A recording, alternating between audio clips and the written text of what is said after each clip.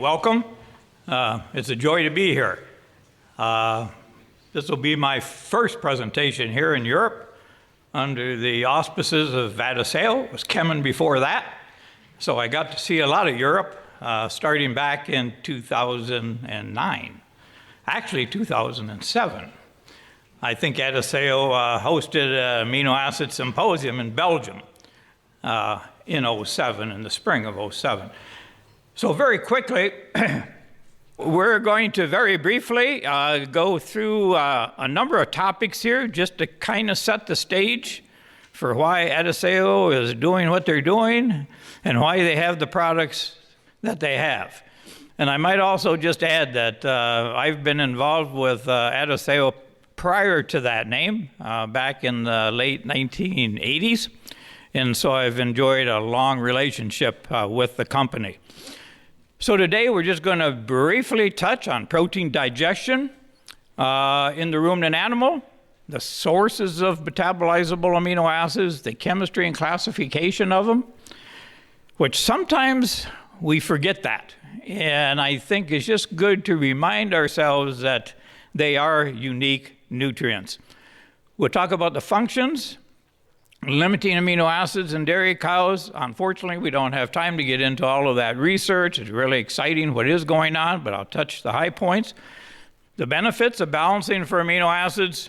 And again, having been involved in this area for 47 years, I've been able to witness the progress that nutritionists out in the field have made. And it's pretty incredible what some of those folks are doing now out on commercial dairy farms. And then just make a point about the predictability of nutritional models. You're going to have some other speakers that follow. My heart goes out to them as they really struggle here to improve nutritional models to really clearly and make it easier to bring amino acid nutrition to the forefront. And then just a comment about the future. So I assume, at least those of you that are nutritionists, have seen this diagram or something similar to that. For years and years and years, we have worked hard to define requirements on the basis of crude protein. Unfortunately, as I travel around the world, it's still very important to people. They spend a lot of time struggling in formulation to get their crude protein levels just right. And I would just like to remind you here, folks, today, that that is probably the most imprecise thing that you can measure in terms of trying to improve efficiency of nitrogen utilization in dairy cows. So as you look at this diagram, what happens to crude protein in the rumen? Some, usually most, of that protein is going to be degraded down to amino acids and peptides.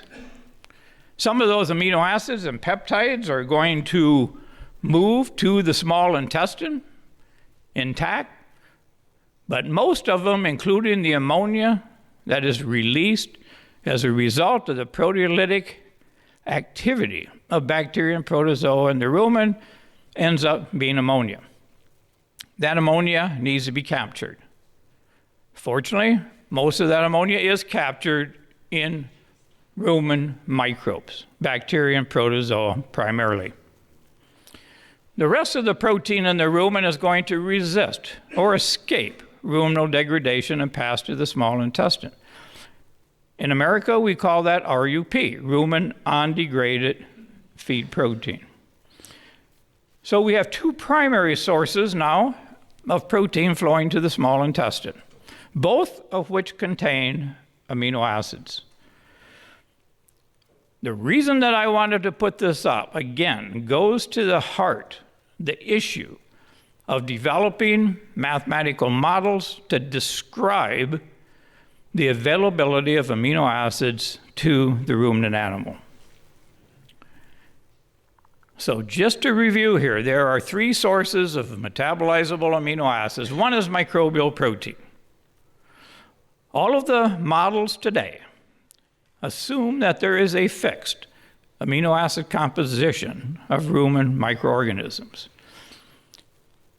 However, everyone has understood that that is not true, and that, in fact, there is a big disparity in the amino acid composition of various types, the primary forms of bacteria in the rumen, as well as protozoa and fungi. A really good meta-analysis was conducted just a few years ago. I'm going to show the results here in just another slide or two to show that variability. But the point is that the amino acid composition of those microorganisms do differ. And that's going to be impacted not only by cow, there's within cow, among cow variation, but certainly will be impacted by diet. And here are the results of that meta-analysis. And what this slide shows is the average, along with the coefficient of variation values, but the average amino acid concentrations in fluid-associated bacteria, particle-associated bacteria, and protozoa. And over on the right-hand side of that table are the contrast, comparing bacteria versus protozoa, and then comparing fluid-associated bacteria versus particle-associated bacteria. Not going to spend a lot of time on this because ultimately you're going to get a copy of this presentation. But please focus on the lysine and methionine concentrations in rumen microorganisms.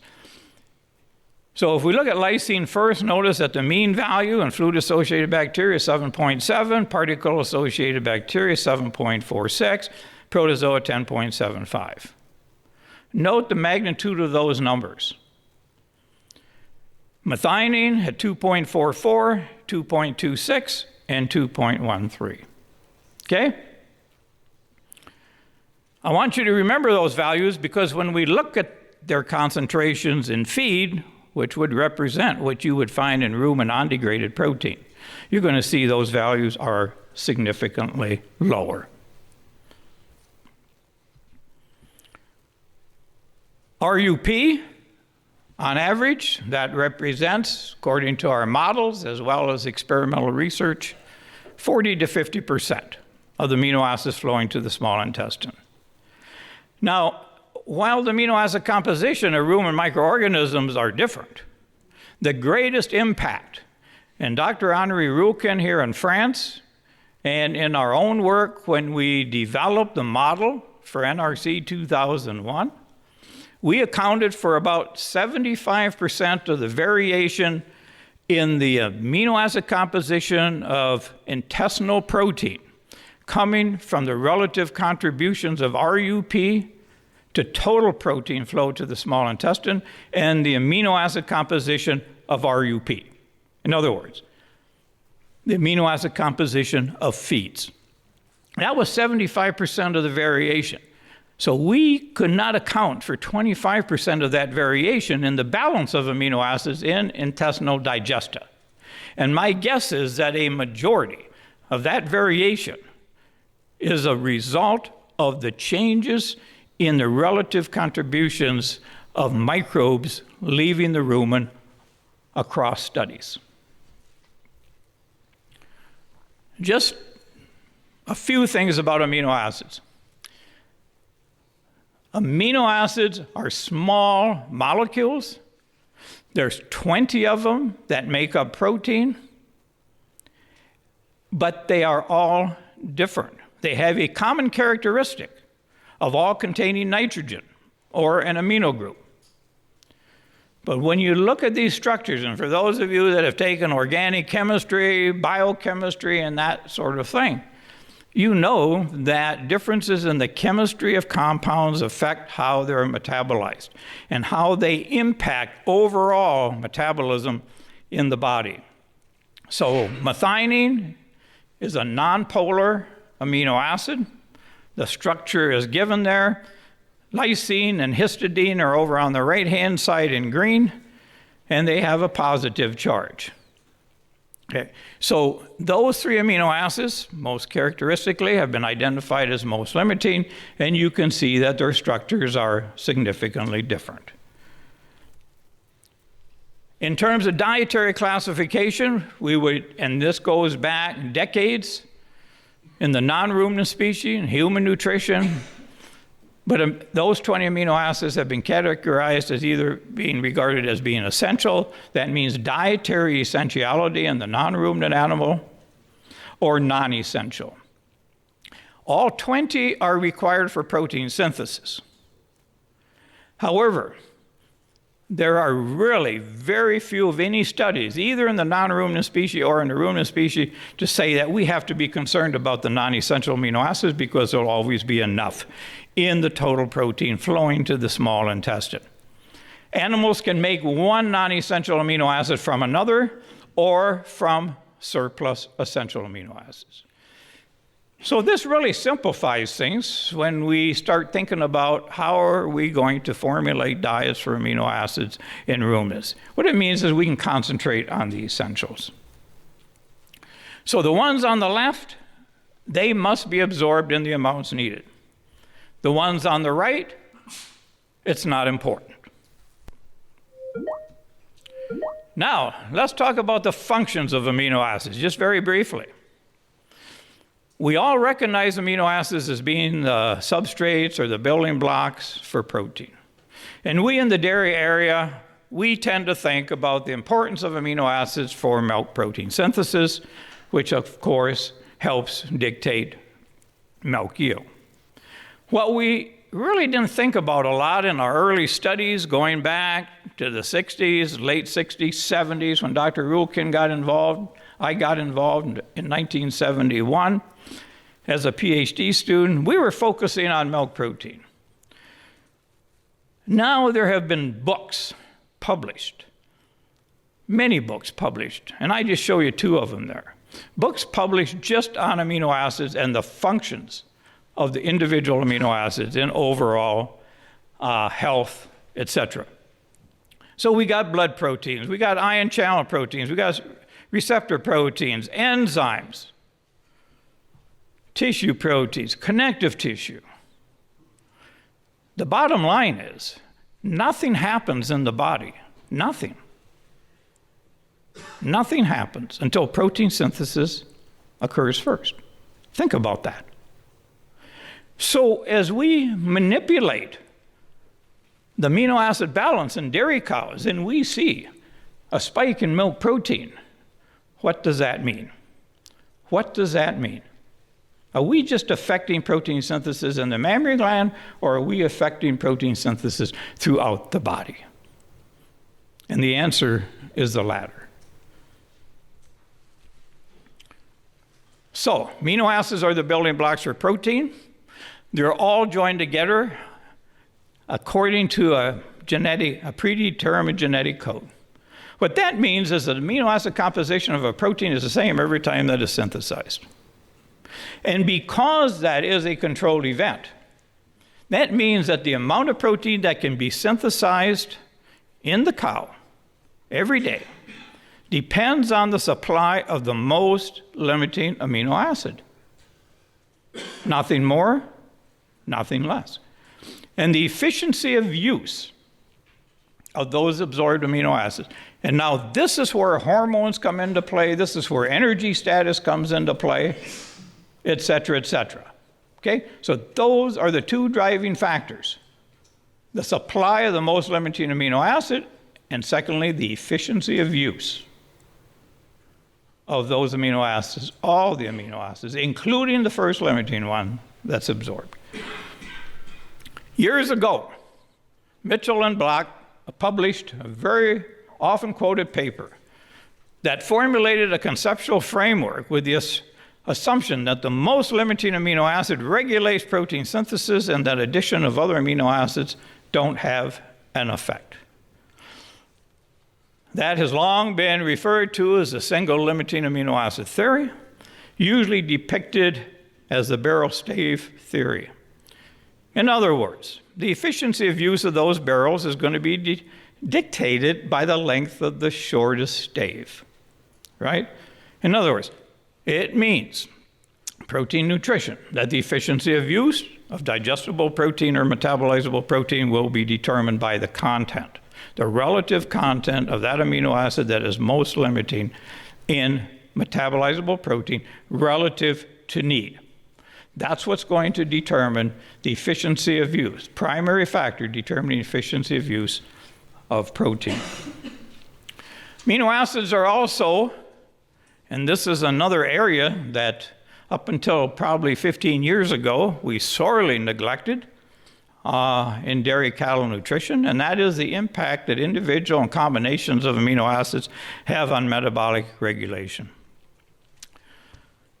Now, we've known for a long time that the extracellular concentrations and profiles of amino acids impact concentrations and profiles of intracellular concentrations.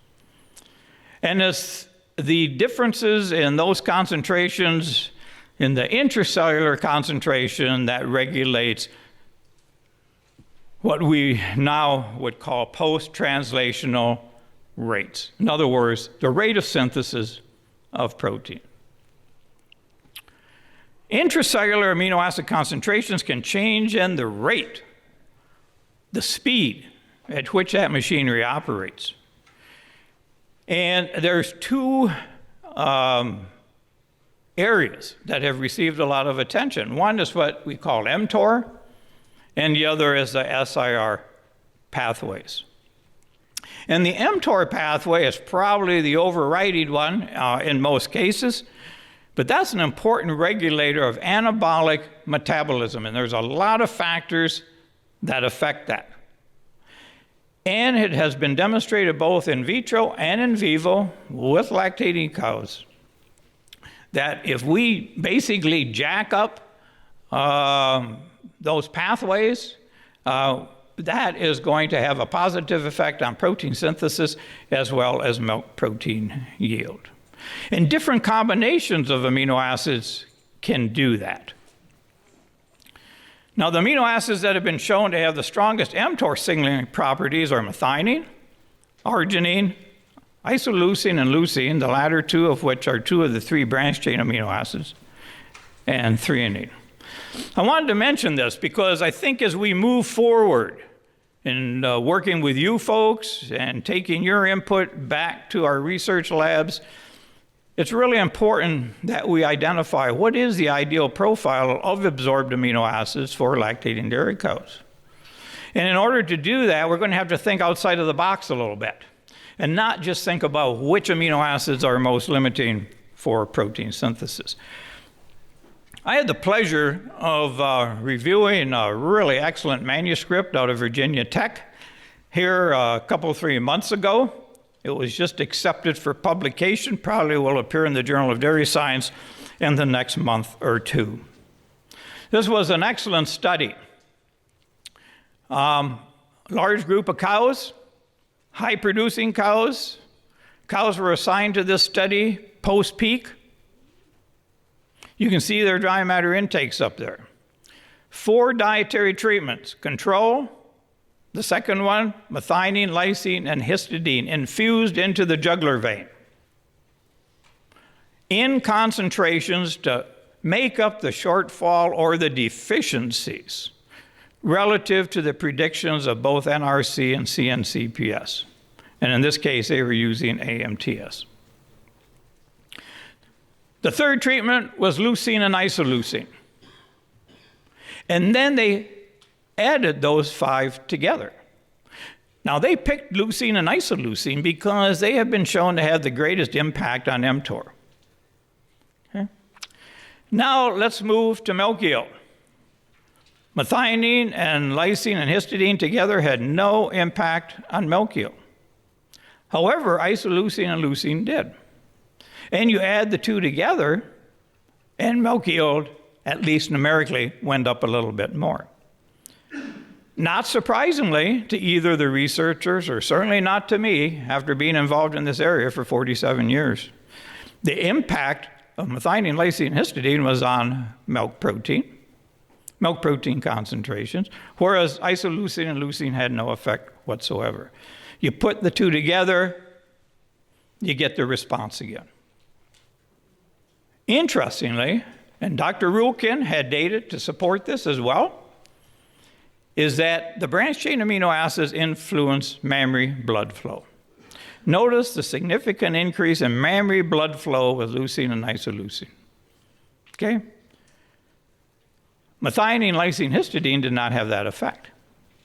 Even though Dr. Rumen did have a study that he reported in Journal of Dairy Science many years ago that histidine had a positive effect on mammary blood flow. So I think this is a really neat study. I think this is going to be a study that's going to be quoted many, many times and is going to serve as the foundation for future research to marry these two primary functions of amino acids together in defining ideal balance of absorbed amino acids. Amino acids are used for the synthesis of NPN compounds. There's about 60 of them that are synthesized in the dairy cow.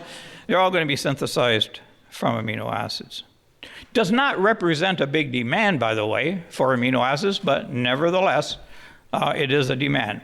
Now, if we go back, and especially the swine literature, we have no reason to believe anything other than this, that an ideal balance of amino acids exists to meet these three sets of requirements.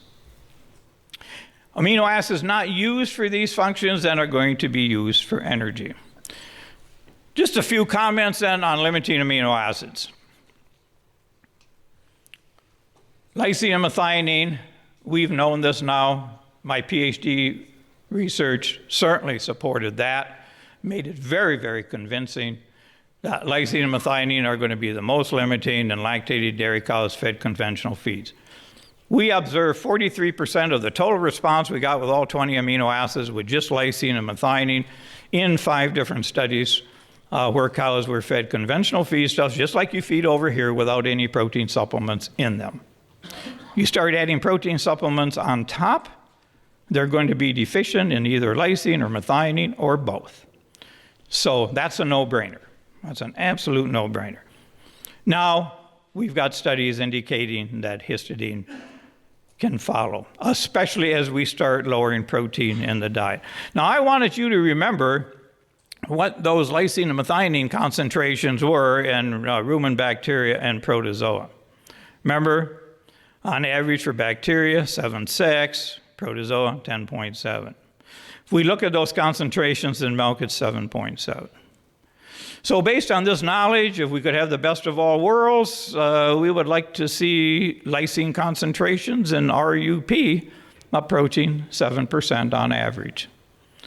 However, if you look at the rest of that table, you will be hard-pressed to find any protein supplements with a lysine concentration of 7%. Okay? It's not there. One exception is blood meal. Second exception is fish meal. And as I understand it here in Europe, you don't feed either. Okay? But you do feed soy products, you do feed canola meal, and so on. Look at the values for methionine. Sort of a similar situation. If we select feeds that are high in lysine, such as our soy products, note very low concentration of methionine. So after working in this area for 47 years, I have yet to see a situation where we feed a conventional diet to dairy cows, supplemented with soy products that was not methionine deficient. We can always get a response with methionine. Histidine. Look at the histidine values in bacteria and protozoa relative to milk. Now, we've known this for a long time, too. Hasn't really been a big deal when we fed higher protein diets with a lot of supplemental protein. But as you folks, other folks around the world, are trying to feed less protein, less RUP, that means microbial protein now makes up a greater proportion of the total protein flowing to the small intestine. That means now that the histidine, the average histidine concentrations in intestinal protein tend to go down as microbial protein makes up a greater share of that total protein. Thus, it's not surprising to me at all that once we formulate diets for higher levels of methionine and lysine, that histidine now comes in as third limiting. So these are the amino acids that have surfaced as being the most limiting. Probably in the not too distant future, there will be another company will probably be coming out with a source of protected histidine. I show these structures to let you know, remind you that we're dealing with 3 uniquely different amino acids.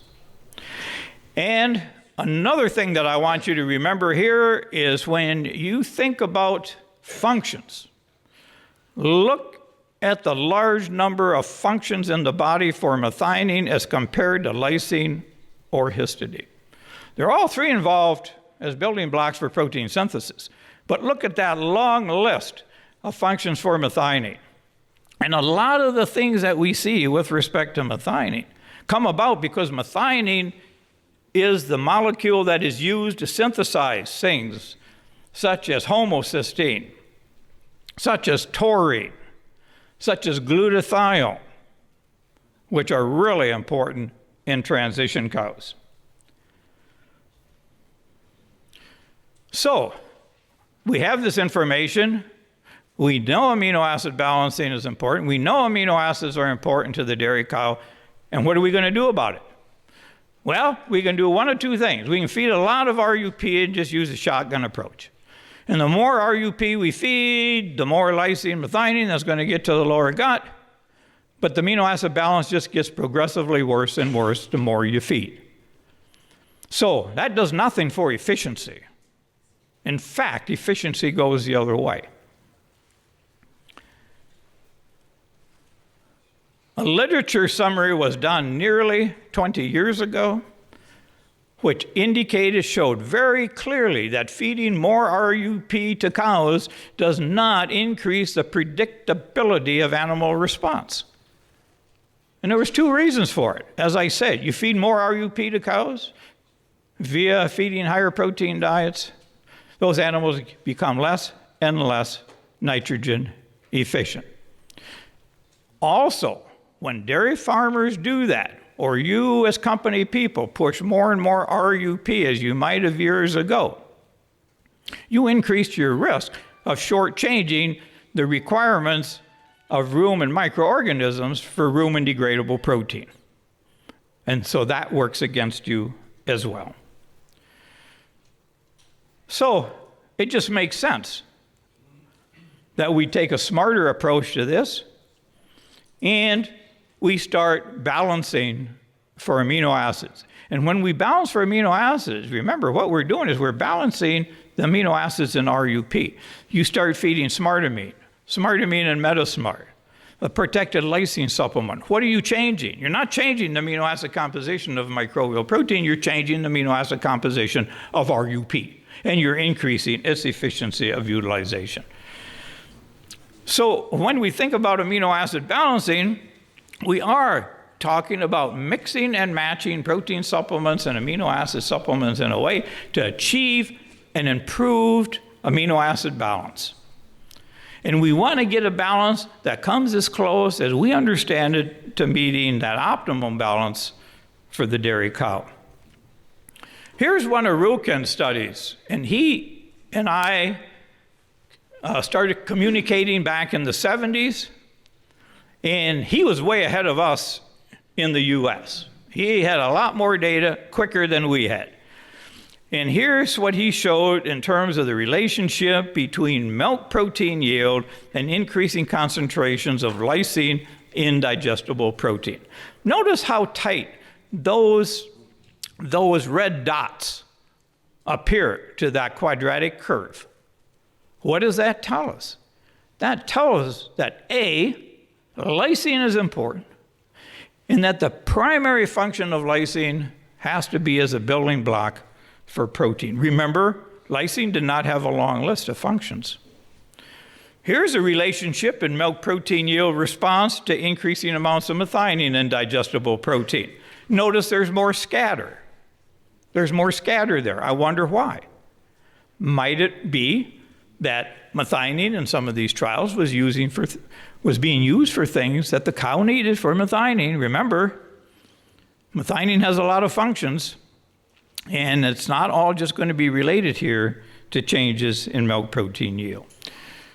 So when I had to develop the protein and amino acid submodel for NRC, I wanted to develop a similar curves that Dr. Ruhlken had developed. I didn't have as much data to draw on. But here's a relationship between changes in milk protein and model predicted increases of lysine in metabolizable protein. Notice we basically found the same thing. Here, it plateaued off at 7.2% lysine in MP. It's where we got the maximum milk protein yield response.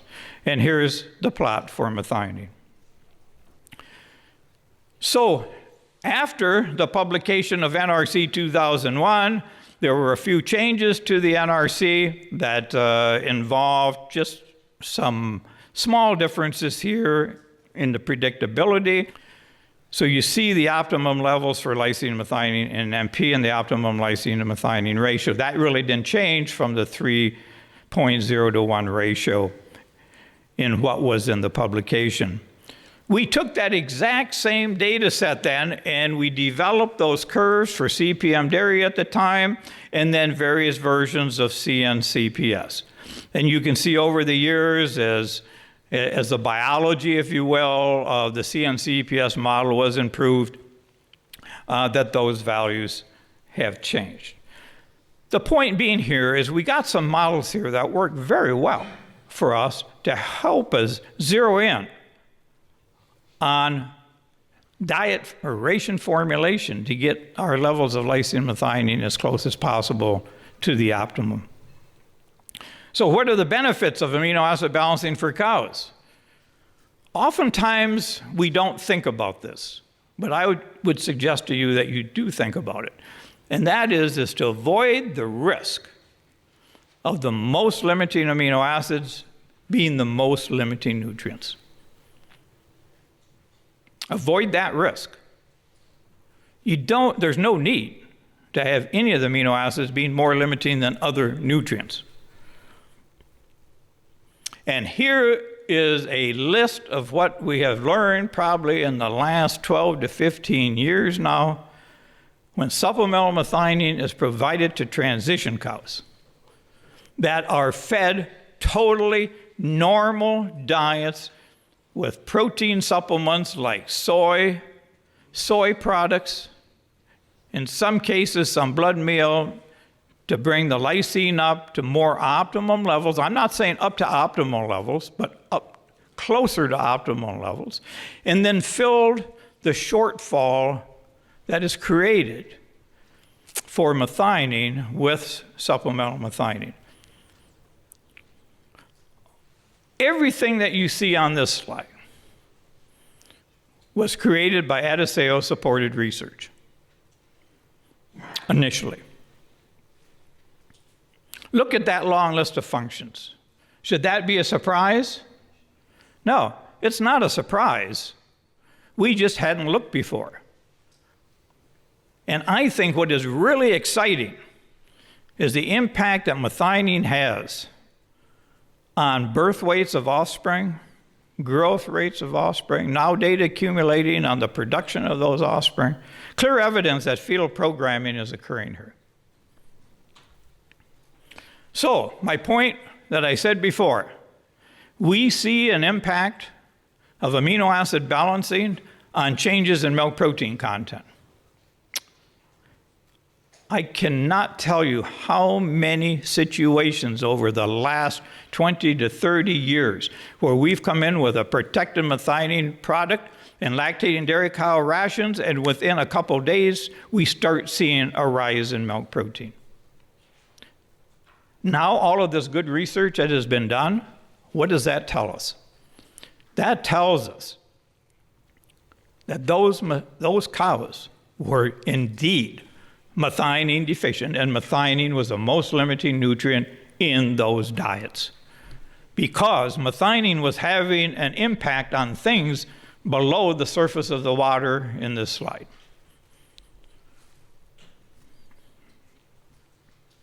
We've known for years that if we add protected methionine and lysine supplements to lactating dairy cow diets at the beginning of lactation, we see pretty dramatic effects on milk yield. Well, it makes sense. The science can explain that. Back over 20 years ago, we ran 2 little studies at UNH. One was an undergraduate project, one was a master's student project. And we made sure that those diets were methionine adequate, but we wanted to see what is the impact if we add some methionine on top of those otherwise methionine adequate diets. Got an increase in milk yield, got an increase in milk protein content, increase in protein yield. Wow. Remember, lysine has one primary function, as a building block for protein. And if it's limiting, it's going to affect milk yield, and it's going to affect milk protein synthesis in the mammary gland. Here's another study. Same thing. Same thing.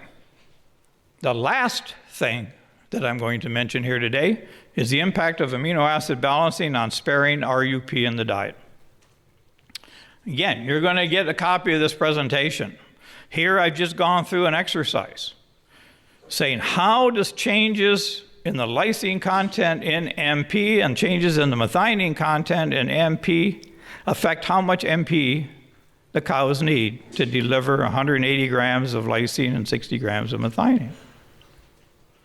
And if you go way over to the right-hand side of this table, note that the requirement for RUP as a percent of diet dry matter dropped from 8.1 to 5.4%. That's calculations, but the cows tell us the same thing. Want to just mention 2 studies involving Smartamine M and Metasmart. This was a study that was published in 2003. You can look at those diets, you say those are pretty normal diets. High RUP diet, low RUP diet, low RUP diet plus supplemental methionine. Methionine came from both Smartamine M and Metasmart.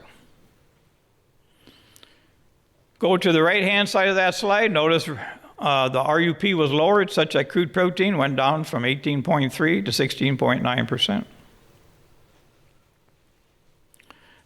And MP lysine supply dropped from 183 to 174. Lysine was 6.4 of MP, methionine was 1.7. The lysine and methionine ratio was 3.8 to 1 on both the positive control and the low RUP diet. Came in with a combination of Metasmart, Smartamine M to get a ratio of 3.3 to 1. Not as aggressive as we would do today, not as aggressive as field nutritionists would do today. But if you look at the results of this slide, compare the production data, animal data from the left-hand column to the right-hand column. Notice that those animals performed as well with the low RUP diet that had supplemental methionine in it as compared to the high RUP diet. They did just as well, or if not better. But look at the last 2 lines. Milk nitrogen as a percent of nitrogen intake went from 31.1 up to 35. And if you calculate excreted nitrogen, divide it by nitrogen intake, which is really what we would be concerned about in terms of the environment, those values drop from 2.25 down to 1.89. Study out of the University of Wisconsin-Madison, very similar, a traditional protein diet. In this case, it was 16.9% protein diet. They lowered the protein. They took out some of those protein supplements like distiller's grains, expeller soybean meal, just left soybean meal in it. Increased soybean meal a little bit. Notice on the next slide here that the animals performed just as well on the lower protein diet with either Metasmart or Smartamine M. Both performed equally well. And that was assuming a bioavailability value of 80% of methionine in Smartamine M and 50% for Metasmart. It was those calculations or those values used for determine the inclusion rate. Just as a preface to, I think, what you're going to hear throughout the rest of the conference here by a few of the speakers, and that has to do with models. Improving the predictability of models has been challenging, frustrating, and slow. For those of us that have worked in this area a long time and work with dairy producers and working with dairy nutritionists, they want better models. And change has come slow. And overcoming these changes is really important as a first step to accurately predicting amino acid requirements. And this really relates back now to the complexity of protein digestion in the rumen. The complexity of amino acid metabolism and not understanding that has also gotten in our way. And fortunately, in the last 10 to 15 years, there's been a lot of good data. And thirdly, as nutritionists out here, we cannot forget that the complexity of protein digestion has created challenges for predicting RDP requirements. Rumen microbes require RDP. We cannot forget that. And as I travel around the world, I see so many examples of commercial dairies. They want to feed less protein, but they're starving the rumen for rumen degradable protein. And simply adding urea to some of these diets improves feed intake, improves milk yield. So fortunately, a lot of progress has been made, as I've already said. The new dairy NRC we have been promised is coming out in 2020, which is next year. I've been privy to a lot of what's happening there. I'm not on that committee, and I think it is truly exciting. So to wrap things up, amino acid balancing is increasingly being accepted. There's several reasons for this. But most important, for people out in the field, achieving success requires letting go of balancing diets for crude protein and instead focusing on RDP for bugs and amino acid requirements for the cow. And if you look at some of the published data, the relationship between milk protein yield and dietary crude protein is horrendous. It is bad. Look at it in the upper left. The relationship is better, trying to relate milk protein yield to metabolizable protein. But look how things are improved when we began looking at the relationship between protein yield and the first limiting amino acids. This is revolutionary for the dairy industry. We also have to use reliable estimates of amino acid bioavailability. I'll talk about that tomorrow. Enhancement of ration formulation programs with optimization capability. That's going to be great. And wherever possible, use cow feedback. So the future is bright, and thank you for your time.